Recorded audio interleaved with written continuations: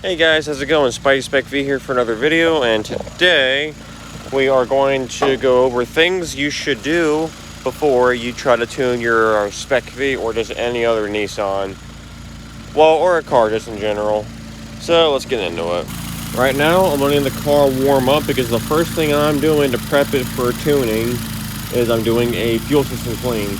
So this stuff is going to the gas tank, and then this is a decarbonating agent that foams up when it enters the combustion chamber. So we're going to use that. After I finish using it, I'm going to let it sit for about a half hour or so, let it really stick to the carbon in the valves.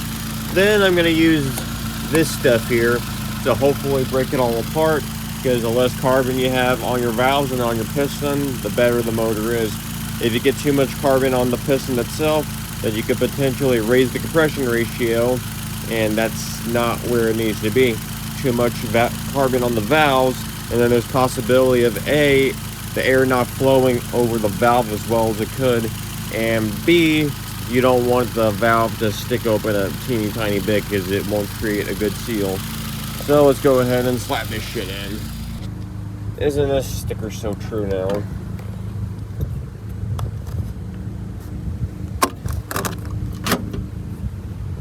I want to go ahead and get the cleaner for the gas in, so that way it has time to go ahead and get to the fuel pump by the time I do the induction cleaning. Typically, induction cleaning is recommended every 50-ish thousand miles, I believe. I recommend to do them once every year, but for modified cars especially, I recommend to do them once every few months. That's just my personal opinion. I like to keep the car in tip-top shape.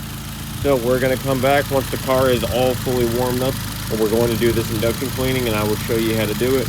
We're also going to change the oil, change the transmission fluid, check the intake and exhaust for any possible leaks, because we want no leaks. And we're just going to go all over the rest of the car and see if we can find anything to note. Alright, so let's go ahead and start doing the induction cleaning. The reason I want to do the induction cleaning before the oil change is once this is all finished, we're going to take it for a test drive around the block. And when we have all that carbon burned off and freed, if it goes into the oil, I would rather it go into the oil that's already contaminated that we're going to replace anyways, instead of the brand new oil. So whenever I'm doing an induction cleaning being is it gets inducted into the intake tracks. Some people like to go behind the throttle body to do it. I personally don't, because that's a bit of work to get this this hose off. So what I like to do on any car is I will locate the Evap line. You will always know if it's Evap, at least on Japanese stuff. If you see this little port here that says Evap, so you go here, at least on the specvs, loosen up this hose, because what happens is that hose goes directly into the intake plenum, so every plenum is going to get an equal amount of cleaner. So we're going to loosen this hose up. We're going to put this guy on first.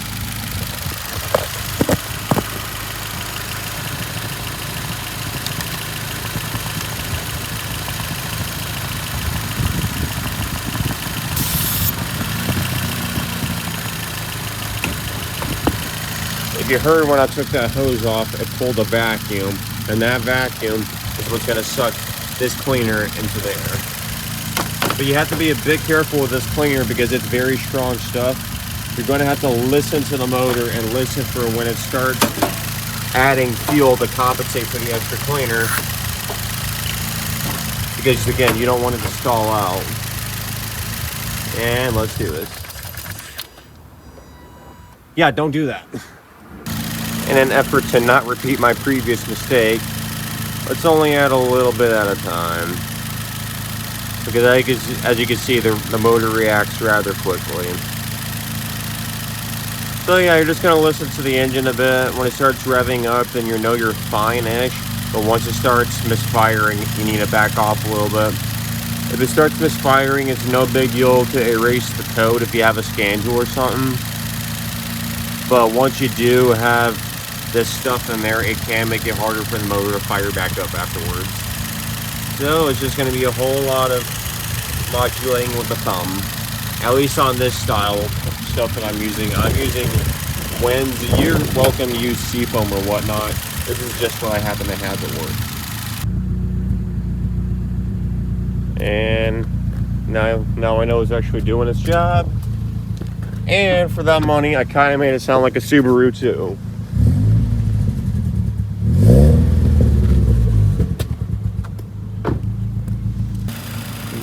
This part of the video here is pretty much watching time go by as you're doing this. That's how you know it's working well. You might have to step on the gas a few times, but especially if you're at a higher mileage like I am, I think I'm almost at 230,000 or so. You're definitely going to see that, and this is definitely a great thing to do. Wow.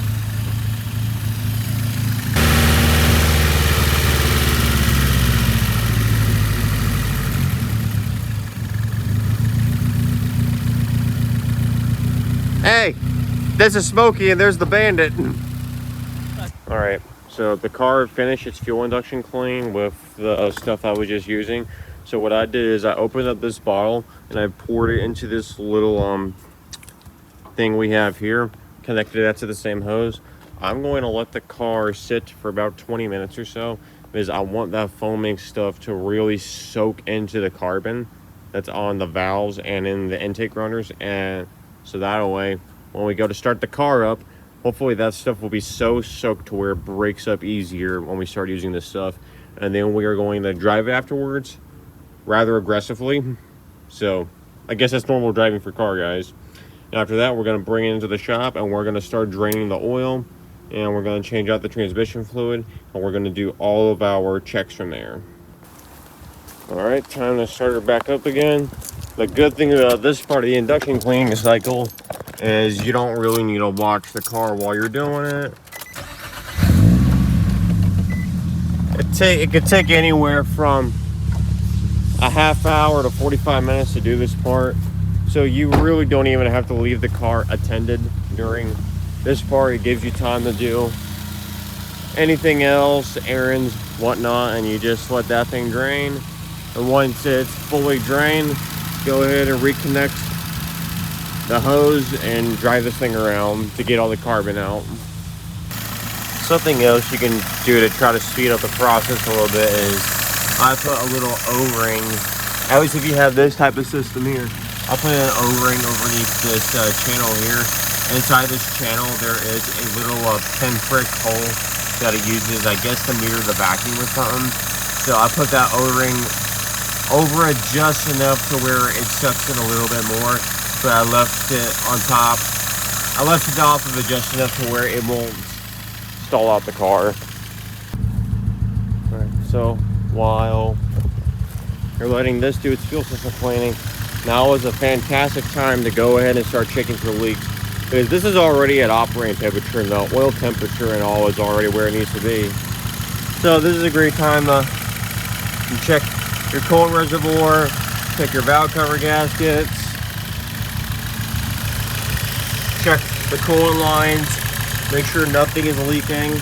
I know mine isn't. I do have a valve cover gasket leak back here. It's not very major, but I know I do have it. So this is stuff you can do while your car is doing the fuel system clean. You also need to make sure that your intake hoses and all are tight, don't have any give. You don't want a vacuum leak there.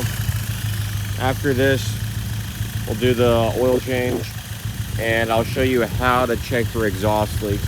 I saw a Chris Fix video on how to do this, and I think it's actually extremely useful and very easy to do. Of course, you could always, while the car is running, get under there and spray the flanges and such with soapy water. I personally don't like doing that because A, you have a risk of burning yourself on the hot exhaust, and then B, well, it's it's gonna bubble up anyways after it hits the hot piping. So you know what I mean. All right, this is finally all empty. So what we're going to do is pull this guy off. Okay.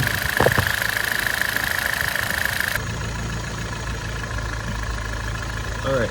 So now when we're all done with this, we're gonna take this hose off, put this back onto the purge valve. I believe it's called the purge valve. Now what you're gonna do is you're gonna firmly grasp this vacuum hose, because watch this.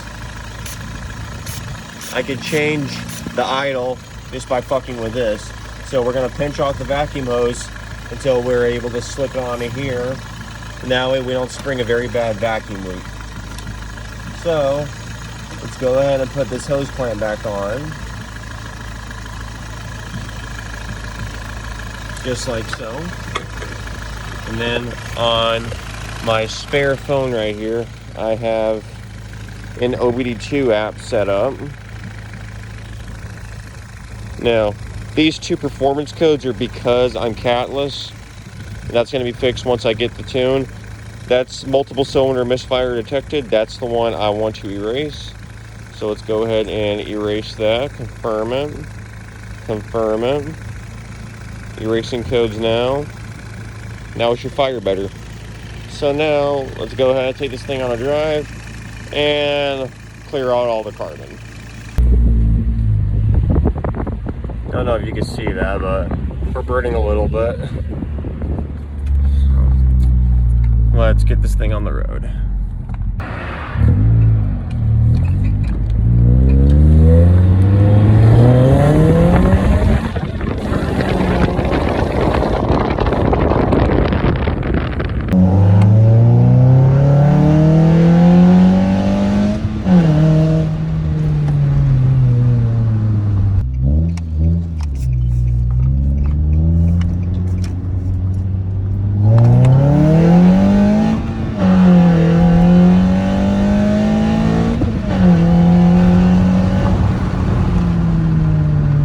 Decent for being stock. Well, I mean, no tune anyways, but not too bad at all, this little QR25.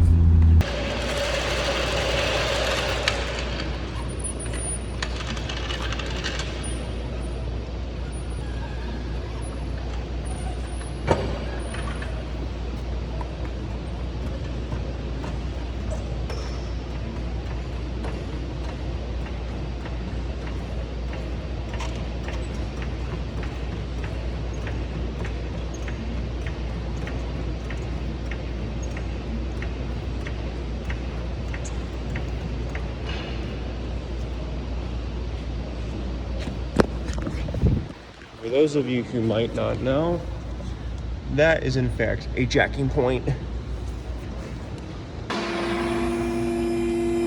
The anticipation of waiting for your car to raise all the way out.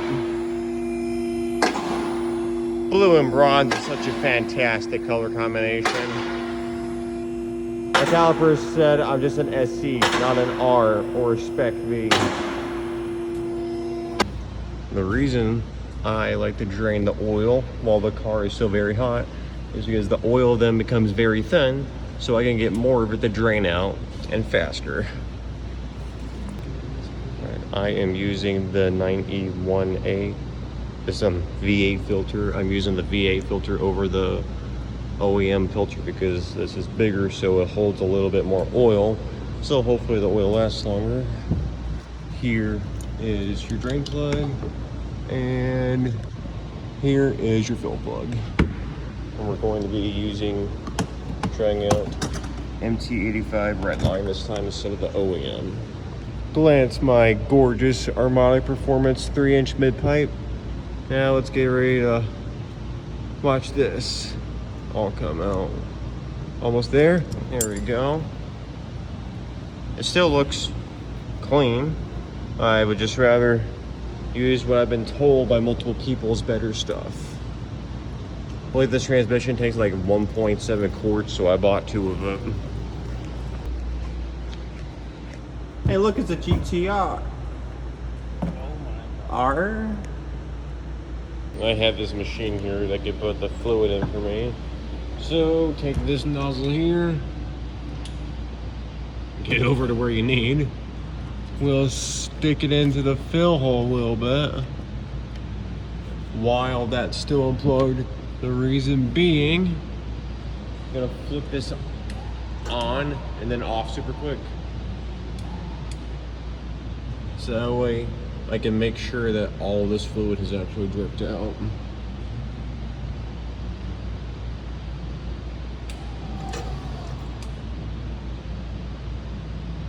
Yep. Let's go ahead and plug this. All right, so you're going to fill that plug up there until fluid starts seeping out. Then I give it about 1 or 2 squirts after that just to make sure the fluid actually is seeping out, not doing anything weird. And then you just put the plugs back in and tighten it. Look at that thing. It's got the GTR tail lights.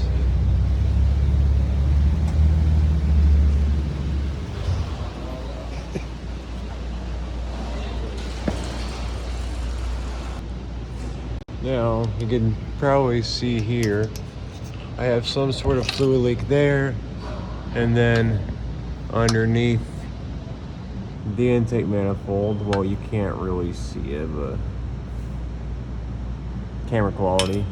Now, right there, beside the oil cooler, is a knock sensor, and we're going to take off the knock sensor mod that I mentioned in the previous video. Alright, so here is the knock sensor. I had to use a little 12mm wrench like that to get it up there because that was the only thing that could go around the oil cooler. And this here is the spacer that I installed to back the knock sensor off enough to where it wouldn't pull timing so often. So I'll post this and a picture of the kit onto the screen as well, or at least I'll try to. Yeah, take that off if you're about to get tuned on UpRev, or put it on if you can't get tuned by UpRev for a little while.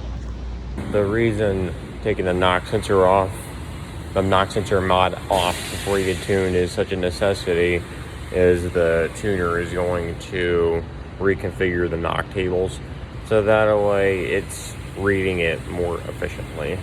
If you have that spacer on and they don't know you have it, it's not going to be a fun time. If something actually goes bad, then you don't know until the last minute. R25 uses 4.5 quarts of oil. This is 5. And I'm using this stuff here, which is recommended to use. It's an anti-friction. That's pretty self-explanatory. And then you're going to use 1/3 of a bottle of this stuff. And zinc and this stuff is very good for anti-friction reasonings. It's, less friction. You're gonna have the pistons and such, you're gonna have an easier time sliding, spinning around, doing what they need to. Good stuff to use. Pennzoil Platinum is a very good quality and expensive oil. If my car wasn't burning oil from the valve stems, the valve stem seals, then I would be using AMS oil or Modal, but I'm not spending $100 on oil if my car is just gonna burn it. Hence why I have spare oil right there.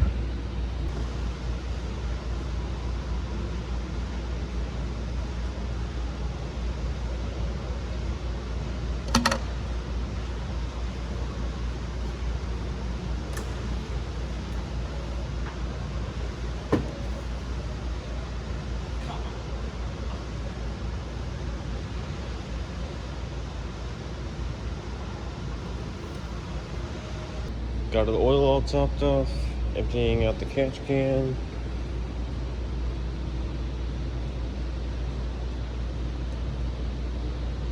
Not too much gets caught in here, to be honest, which I mean is a good thing. That means we don't have very much blow by. I apologize for all these little cuts here and there. Stuff sporadically comes up in my mind.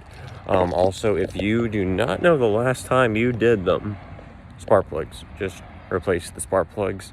If you have a specv, which is I'm assuming why you're watching this video, at least the B16. I don't know about the B15s as much. We can use the VQ35 HR spark plugs. They are the exact same gap, which I believe is 0.043 thousandths gap, and they are a one-step colder plug, so when you get tuned, the tuner can run more timing reliably because there won't be as much heat. So I'm definitely do the spark plugs if you don't know when they've been done before, or if it's been a long time since they've been done. No questions asked. Okay, so as far as seals that I would recommend replacing just to do it before you get tuned, the exhaust, obviously if you do the exhaust leak test that I told you about and you find leaks, just please fix them. I don't think I should have to explain it as to why you should replace them. Now, as far as seals, I would absolutely replace, no questions asked. There is a square-ish gasket right there that makes between the throttle body and that metal adapter. And then there is a circular gasket that goes in between the throttle body and then the intake plenum. And then the intake plenum seal itself, can't really see it that well, but where the intake plenum meets to that metal bracket there that your fuel injector is going to, I would recommend replacing that. The reason I recommend replacing those three is that can, if you do in fact have an exhaust leak from there, that can be metered air that is escaping, or unmetered air that's now entering in, and it can make the car act really fucky. The way I know this for certain is I replaced that intake plenum gasket I told you about because I knew it had a leak in it, and the inside of that intake manifold was fucking nasty. That was before I did the catch can. Part of why I did the catch can, actually. Anyways, after I replaced that gasket, I noticed I could hear my intake sucking in air for the first time ever. So that told me I'd actually fixed a leak that I did not know I really had. So I recommend replacing those three too. I will put the links for those three gaskets and the knock sensor mod I told you about. Alright, so I've done all those checks. So to check for exhaust leaks, I didn't show it just because I'm pretty confident my exhaust is sealed and I kind of want to take a break right now. You take a vacuum cleaner, and then on the side that pushes out the air, you attach the vacuum hose to that side so it's now pushing air out instead of sucking it in. And then you put that part into your exhaust pipe. What happens is it pushes air into the exhaust piping and it pressurizes it. So after that, you can either hear for a hissing noise, or you can just spray water off all over the exhaust piping and you can actually watch it bubble and see where it's coming from. The exhaust being nice and cool and all that extra air going through it, it's very, very easy to find an exhaust leak that way. That's actually how I found out my old header was leaking, my stock one, and that's what made me get the harmonic header. I did that and I found exhaust leaks all over the header on the runners. So you can do that to check for exhaust leaks. Check for oil leaks like I have found. I know my valve cover gasket is leaking a little bit. If you've seen my things I hate about this car video, which I can link down below so you can watch it, if you remember that video, then you know why I don't want to do that valve cover gasket.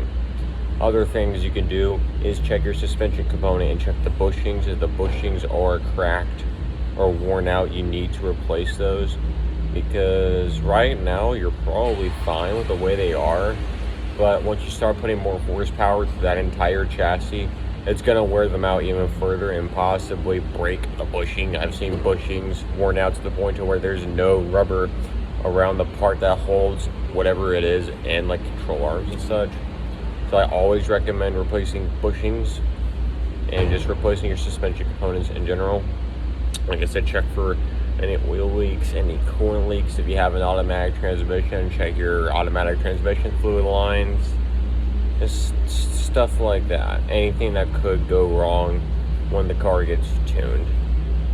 So that's all I've got for you guys today. So I appreciate you watching me do all this. I want my car to be in tip-top shape, as I want your cars to be in tip-top shape. So please, the next video will either be me getting my car tuned or me doing something else. So thank you so much for watching. Please like and subscribe, comment down below, and I will see you in the next one. Peace.